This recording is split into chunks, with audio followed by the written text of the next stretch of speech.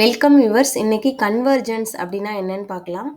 இது கிளஸ்டரிங்ல வர ஒரு டாபிக். ஓகேங்களா? ஒரு அல்கரிதம் அதோட ஃபைனல் ஸ்டேஜை ரீச் ஆகும்போது ஒரு பாயிண்ட்ல அது ஸ்டாப் ஆயிடும். ஸோ அந்த பாயிண்ட் வந்து ஸ்டேபிளா இருக்கும். ஸோ அந்த பாயிண்ட்டை தான் நம்ம கன்வர்ஜென்ஸ் அப்படின்னு சொல்றோம். ஓகேங்களா? ஸோ அந்த பாயிண்ட்டுக்கு அப்புறம் இனிமே எந்த சேஞ்சஸும் வராது. ஓகேங்களா? ஸோ அல்கரிதம் செட்டில் ஆயிடுச்சு அப்படின்றது தான் அர்த்தம் கன்வர்ஜென்ஸுக்கு.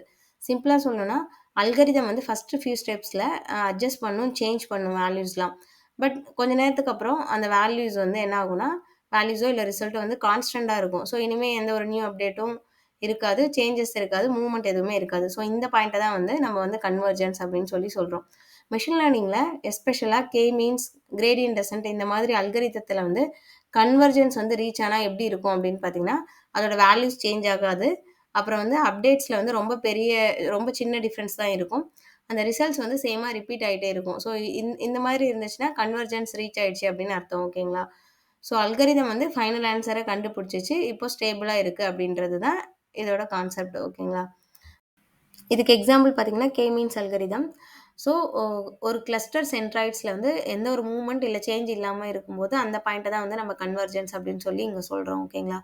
ஸோ இந்த வீடியோ உங்களுக்கு பிடிச்சிருந்தா மறக்காம லைக் பண்ணுங்க. உங்க ஃப்ரெண்ட்ஸுக்கு ஷேர் பண்ணுங்க. Machine learning and deep learning concepts தமிழ்ல நீங்க தெரிஞ்சுக்கணும்னா, மறக்காம என்னோட சேனல சப்ஸ்கிரைப் பண்ணுங்க. நன்றி, வணக்கம்.